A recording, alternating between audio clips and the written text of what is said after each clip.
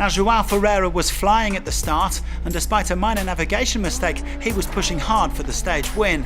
With 23 kilometers to go, he was just 9 seconds down on Roma, but then disaster struck, a mechanical issue that forced him to slow down and lose more than 7 minutes.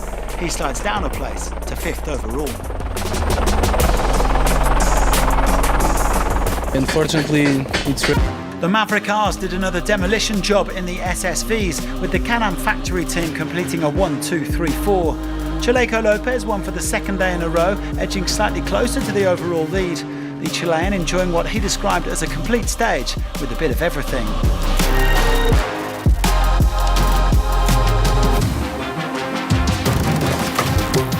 Hedemeier. Nicolas Cavigliasso took the Stage 2 honours in the Challenger class.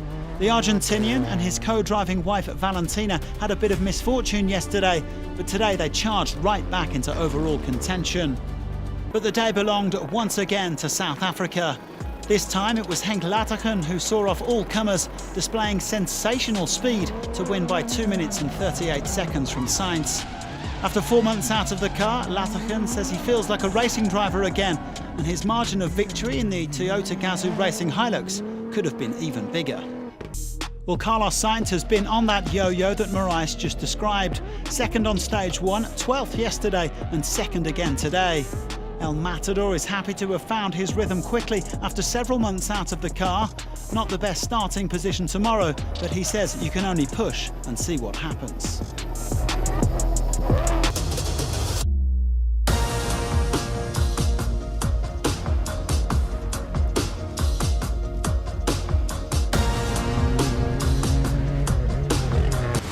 Nasser, though, isn't a 4-time winner here for no reason, and that never looked likely. In fact, he and Edouard Boulanger were now 152 in front and heading into the home straight. Nasser Al-Attiyah charging his way into this penultimate ultimate stage, but the Qatari actually drove pretty cautiously today. It took him a while to get past Guillaume de Mevius with all the dust, but he eventually squeezed past his closest overall rival in the camel grass. Otherwise, there wasn't too much to report. A nice clean day. He and his co-driver, Edouard Boulanger, simply have to finish the job tomorrow. The Argentinian was very happy with today's outing in his X-Raid Mini. He enjoyed the variety of terrain, the riverbeds, chots, fesh, gravel and sand, and he finished inside the top 5. Halpern growing into the rally day by day, he now sits 4th overall.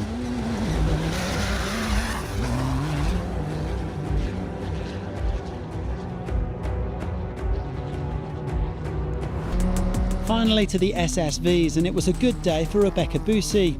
She powered her way to second place, making the most of some problems for Sebastian Guayasamín and some even bigger ones for her compatriot Enrico Gaspari to move up to second place overall. The Italian is making her second appearance for the South Racing Can-Am team after last year's Sonora Rally, and she is on course for her best result of the season. Carlos Sainz was back in action today, and these guys had the best seat in the house. The Ford M Sport mechanics fixed up the Raptor yesterday, and El Matador set off in 17th place. In spite of some traffic though, he managed to post the 3rd fastest time. He only got a little turned around at one point. Sainz says that he's really happy with the car as they...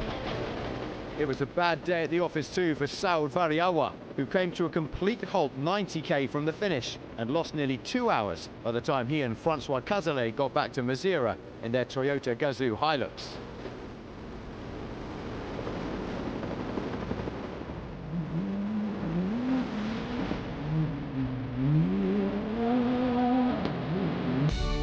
Second race in a row that it's come down to the last stage. another very tricky stage. We're trying to maintain the distance to Henk. It was high speeds and the roads are super slippery. Tomorrow can be muddy, so the idea was to don't lose that much, but try to start behind him. The stage was not without drama, but yeah, we're happy to be here. Well, Nasser Al-Attiyah also didn't have the week he was hoping for, even if he was 5th overall. The Qatari plagued by braking problems early on, although once Dacia fixed them, he came first yesterday and second today. Al-Attiyah unable to defend his crown in Portugal, but he remains on top in the W2RC. Nicolas Cavigliasso took the Stage 5 honours. The Argentine wasn't able to overhaul the rally leader, David Zille, but he increased his lead in the World Championship. He and his wife Valentina happy with a consistent week. Day for the Ford M Sport team, who got 3 of those 4 Raptors into the top 7. Nanny Roma said the first stage is always tough and it can take you a while to find your comfort zone, especially with a headwind kicking up the dust. But the former Dakar winner was happy with the car and with the result, 4th place on the day.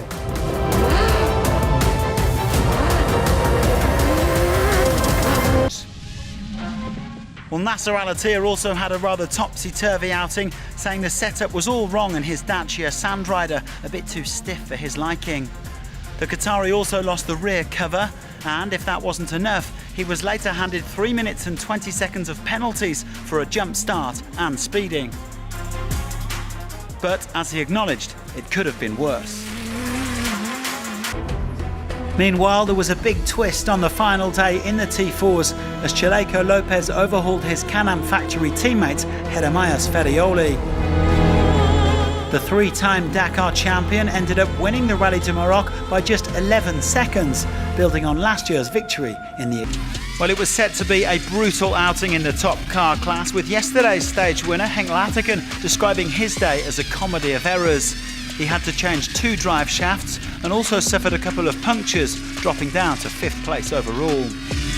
The beginning it was a little bit tricky, to be honest. We tried to not make mistakes, to keep calm, to be all focused all the way. In the dunes also it's not easy when the light is in the top. But yeah, the car it's really fantastic. We feel well. We feel really relaxed and yeah, happy. Joao Diaz roared to back-to-back wins in the SSVs, tightening his grip on 1st place overall. The Santag racing man has pulled away from the rest of the field, even if he only took today's honours by a tiny margin of 6 seconds from Luis Portela. He is delighted to see the Portuguese nationals performing so well at this event. It feels great, driving here at home with people who love us, who are happy. The Can-Am factory team continued their domination of the SSVs. Hunter Miller was 3rd today, and he also sits 3rd overall. Not bad for a man who's only driving in the dunes for maybe the 5th time this week. The American is only 34 seconds behind his teammate, Chaleco Lopez, who got a bit lost today. With Roma losing over 12 minutes, Sébastien Loeb is now top of the pile. The Frenchman also enjoying a clean run with no big mistakes and some impressive navigation, although he said the stage was anything but straightforward. Well, Botterill had a bad day yesterday, picking up 17 minutes of penalties for missed waypoints, but this was some way to strike back. The South African set off 41st this morning, and he always looked in contention for top spot. Originally, he was 12 seconds down onto Mevius when he got to the finish line, but the Belgian's penalty handed him the win. Really happy. Well, victory went to his fellow Argentine and BBR teammate David Zille. He said it was a grueling day with changing terrain and lots of stop-start driving. Above all, he was relieved not to get stuck in the mud. He's also expecting a very close contest in this class. But victory went to David Zille, who praised both his team, BBR, and his co-driver, Sebastian Cesana. It's his 2nd stage win of the week, and he leads by nearly 3 minutes. Stage honours went to Saoud Variawa and Francois Cazelet, with the French co-driver saying the navigation here is absolutely relentless. They lost some power during the stage, but still had enough in the tank to take victory by 58 seconds. And remember, it's not a Bakkie, it's a Hilux. Bad luck, Lucas, and well done to him and his co-driver, but there were no tears for our champion, who adds a 5th Abu Dhabi title to his 5 Bedouin trophies. We are running out of superlatives for the Qatari king, who is surely one of the best we've ever seen, if not the actual GOAT. The Dacia Sandrider lived up to its name this week, rode its way to glory with Al-Attiyah and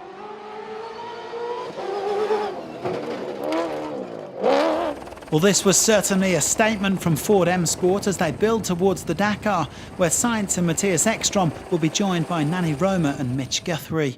It was a fast WRC-style stage, so no surprise that it suited the two-time World Rally Champion.